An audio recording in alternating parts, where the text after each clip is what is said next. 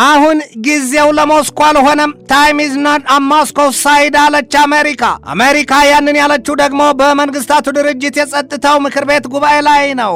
ዩክሬን በሩሲያ ላይ በያዘችው ከባድ የሰው አልባ የጦር አውሮፕላን ወይም ድሮን ጥቃት የሞስኮውን አውሮፕላን ማረፊያዎች ለሰዓታት እንዲዘጋ ማስገደዷ ተሰምቷል። ሩሲያም በበኩሏ በዩክሬን ግዛት ገብታ በፈጸመችው የሰው አልባ የጦር አውሮፕላን ጥቃት የቱርክ ንብረት የሆነች አንዲት መርከብ ከ17ኛው መቶ ክፍለ ዘመን አንስቶ የጠቢባን የአብርሆታቸው ምንጭ ልዩ ቡናና የቡና ጥበብ ነው።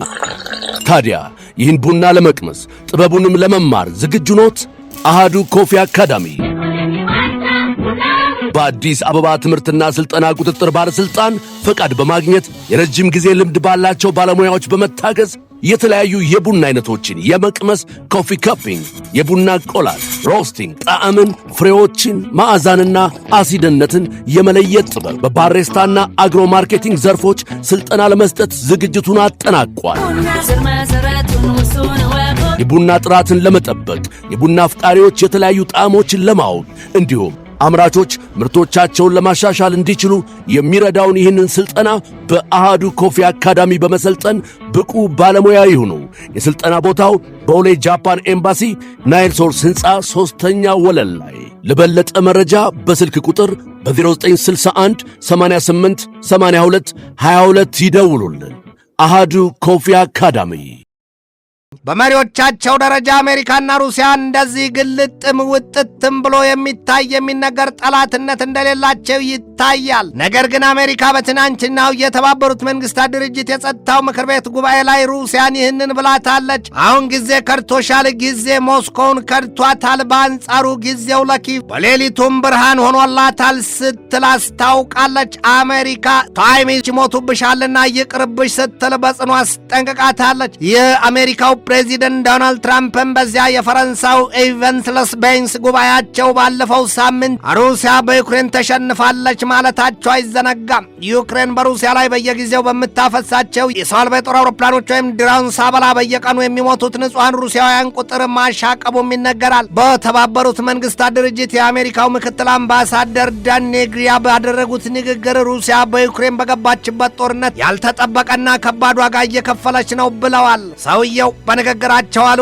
ሩሲያ በዚያ ጦርነቷ በየወሩ የሟቾቿ ቁጥር ከ40 ሺህ በላይ ሆኗል። የምጣኔ ሀብቷም ነገር ቢሆን በከፍተኛ ደረጃ አመድ ሆኗል ነው ያሉት። ዩክሬን ደግሞ በፈጣን ሁኔታ እያደገችና እያንጸባረቀች ነው ብለዋል። ላለው ቅንጭብ ያረግዳልን አሊያም ከሺ ጦረኛ አንዶሬኛ ጦር ከፈታው ወሬ ፈታው ይሏል። ለዚያ ሁሉ የሩሲያ ውድቀትና እልቂት መፍትሄው አሉ ሰውየው ዲፕሎማሲና ድርድር ብቻ ነው። ከዚያ ውጭ ግን በለሆሳስ የሚደርሰውን እልቂት ሊያስቆም የሚችል ምንም ነገር የለም ሲሉ ተደምጠዋል። በሩሲያና በነር ባወጣው መግለጫ ይላል ሩሲያ በዩክሬን በፈጸመችው የሰው አልባ የጦር አውሮፕላን ጥቃቷ 274 ንጹሃን ተገድለዋል፣ 1763 ሰዎች በጽኑ ቆስለዋል። ይሄ ደግሞ በአንድ ወር ብቻ ነበር።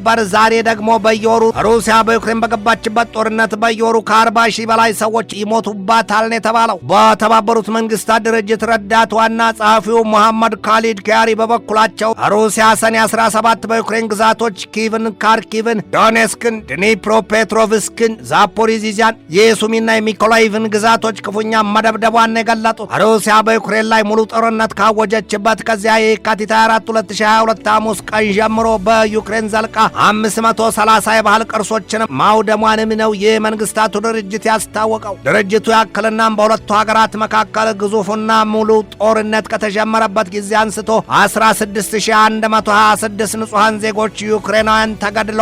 ሌሎች 46590 ንጹሃን ሰዎችን በጽኑ ቆስለዋል ነው ያለው። ከእነዚያ ውስጥ ደግሞ 2835 ህፃናት መሆናቸውን የተገለጠው። ዩክሬንም በተለይም ከቅርብ ጊዜ ወዲህ በሩሲያ ምድር ዘልቃ በምትፈጽመው ጥቃቷ ሩሲያኑ ዜጎች ክፉኛ እያለቁ ነው። የሩሲያ መሰረተ ልማትና ሀብትም ክፉኛ እየወደመ መሆኑ በታዛቢዎቹ ዘንድ ኪሳራው ከሚገለጠውም በላይ ሆኗል ነው የሚባለው። ያንን ተንተርሰው ነው በመንግስታቱ ድርጅት የአሜሪካው ምክትል አምባሳደር ኔክሳብ አሳይቶበታል። ትናንት ዩክሬን በሩሲያ ውስጠኛ ክፍል ዘልቃ በፈጸመችው ከባድ የሰው አልባ የጦር አውሮፕላን ወይም የድሮን ጥቃቷ በተለይም የሩሲያዋን ዋና ከተማ ሞስኮውን የአውሮፕላን ማረፊያዎች ኢላማ ውስጥ ማስገባቷና ክፉኛ ማጥቃቷን የተሰማው የሩሲያ የመከላከያ ሚኒስቴር ባወጣው መግለጫው በመላው ሀገሪቱ ለከባድ ጥቃት የተሰማሩ 301 የሰው አልባ የጦር አውሮፕላኖች ተመተው መጋየታቸውን ያስታወቀው የዩክሬኖቹ የረዥም ርቀት በራሪዎቹ የሰው አልባ የጦር አውሮፕላኖች በሞስኮው የሚገኙትን 4ቱን የአውሮፕላን ማረፊያ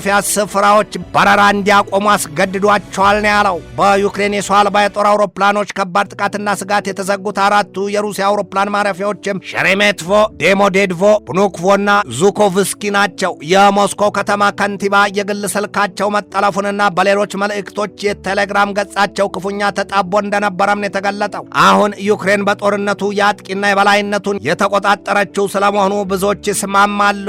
አብሶም ደግሞ ምዕራባውያኑ መንግስታት ዩክሬን በዚህ ሰሞን በያዘችው ጥቃቷ በአጭር ጊዜ ሩሲያን ልታንበረክካት አይከብዳትም የሚል ትችታቸው እየተራገበ ነው። ሰሞኑን በሩሲያ ያሉ የነዳጅ ማጣሪያና ማከማቻ ስፍራዎች በዩክሬን ተደጋጋሚ የድሮን ጥቃት አበላ መውደማቸው አይዘነጋም። የሩሲያው ዕለታዊ ኮሜንሳንት ጋዜጣ ባወጣው ጽሑፉም ከ176 በላይ በረራዎች መሰረዛቸውን ያሳየው። የዩክሬኑ ፕሬዚደንት ቮሎዲሚር ዘለንስኪን በበኩላቸው የአሁኑ የሞስኮ ከተማ ጥቃት ለሩሲያው የውጭ ጉዳይ ሚኒስትር ሰርጌይ ላቭሮቭ የቅርብ ቀን ዛቻ ከወዲሁ የተሰጠ ምላሽ ነው ብለውታል። በዚያ ሁሉ ሂደት ግን የጉዳቱ ሰለባዎች ከሁለቱም ሀገራት ንጹሐን መሆናቸውን የመንግስታቱ ድርጅት አስታውቋል። ሩሲያና ዩክሬን በዚህ ወቅት ባዩት ሁሉ ላይ የጥቃት ኢላማቸውን ማነጣጠራቸው ይነገራል።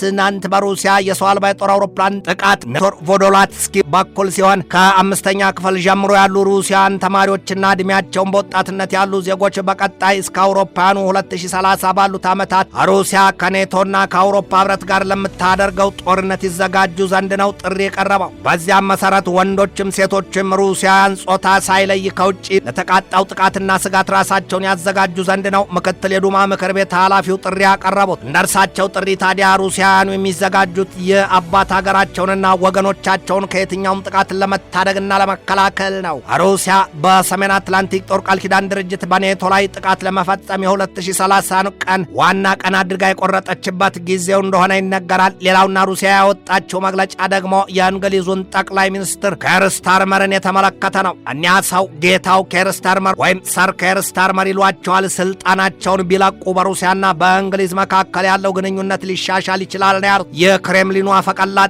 ዲሚትሪ ፔስኮቭ ናቸው ያንን የተናገሩት። እንደ ፔስኮቭ ጥልቅና ዝርዝር ማብራሪያ ታዲያ ስታርመር ለሁለቱ ሀገራት ለንደንና ሞስኮው ሰላም ትልቁ ደንቃራ ናቸው። እርሳቸው ከዚያ ቤተ መንግስት ገለል ቢሉ የሀገራቱ ሰላምና ወዳጅነት ይጠናከራል ሲሉ ነው ያብራሩት። ፔስኮቭ በማብራሪያቸው ሲቀጥሉም ዩክሬን ከአውሮፓውያኑ በምታገኘው ብርቱ ድጋፍ የልብ ልብ ተሰምቷታል።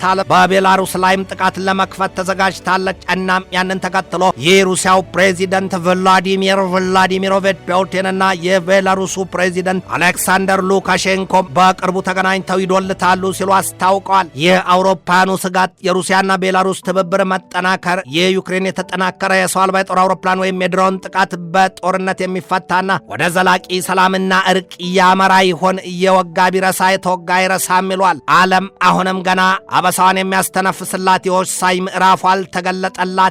እየበላችሁ ያገሳታል፣ በላዩ ያጎርሳታል እንሆናለች ይሏታል። ትንታኔ ዘገባውን ስናዘጋጅ በዋቢነት ዩሮሜይዳን ፕሬስን፣ ሜል ኦንላይንን፣ ዴይሊ ሜይልን፣ የኒሳፋቅን፣ ዩኤዋየርን፣ ቮይስ ኦፍ ኤሚሬትን፣ ኢንዲያ ቱዴይን፣ ሂንዱስታን ታይምስን፣ ሚያሚ ሄራልድና ማላይ ሜይልን ተጠቅመናል።